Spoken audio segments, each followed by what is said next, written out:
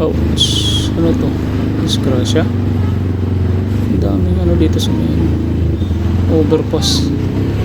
Nasiraan tong bus. Kala ko naman kung na paano na itong mga to, pero